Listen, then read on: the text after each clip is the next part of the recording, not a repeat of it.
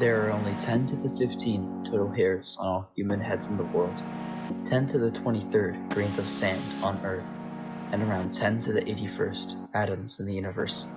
The number of typical chess games is many times as great as all of those numbers multiplied together, an impressive feat for 32 pieces lined up on a board.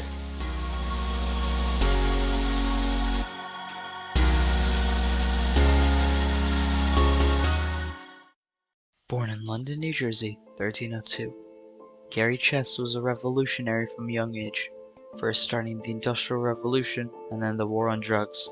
He was always seeking justice wherever he went. Born to a wealthy family, Gary often had time to think about philosophy and science, as he did not have to work. The philosophy he studied led him to believe that the broken society that the human race takes part in should be replicated in his game, allowing the white pieces to move before the black ones. As Gary continued pioneering in various subjects and philosophies all around the world, he decided that the one place he had not had much experience with was North Africa, specifically the Sahara Desert. By this time, it was 1537, and Gary wanted to discover the complex cultures and diversity that had been accomplished in this area, so he took a local field trip to the Camel Tavern.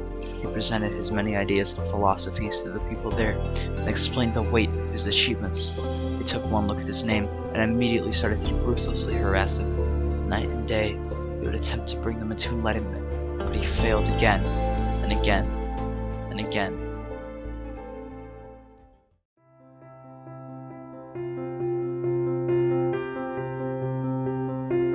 All hope was not lost, as it was now Gary's time to shine. Moving to Hong Kong, inspired by others before him, Chess wanted a slice of something bigger, more money, more profits, and more influence. He met with the HSBC Corporation. They were willing to offer all of this, and after one interview with the executives, it was an instant hit. Gary had now made as much money as he wanted to. He'd made more, he'd made much more. He was richer than beyond his wildest dreams, with enough money to do anything he wanted, even overthrow a government, or start a new crisis in the Middle East. But something was missing. He wanted something more. He wanted to change the world. And change the world he did.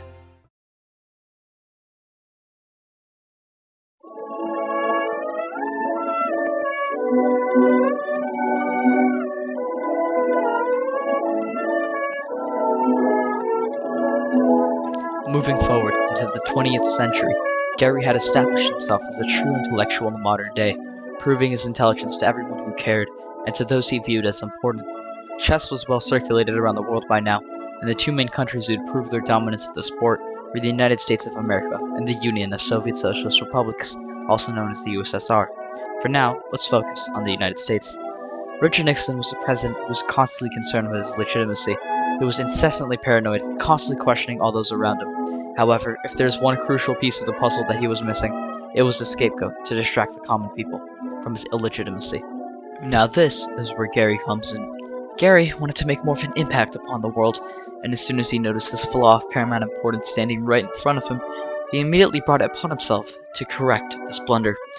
Nixon and Gary's views aligned to many crucial policies and ideas, such as the importance of military and politics in general. However, the most important of these similarities was their view on drugs. Drugs were an evil unparalleled in the modern day. Many of the citizens that Gary and Nixon loved so dearly were dying, and many more were addicted. Gary decided that this will be Nixon's scapegoat, the final piece of his puzzle. And that year, starting June 18, 1971, the war on drugs began.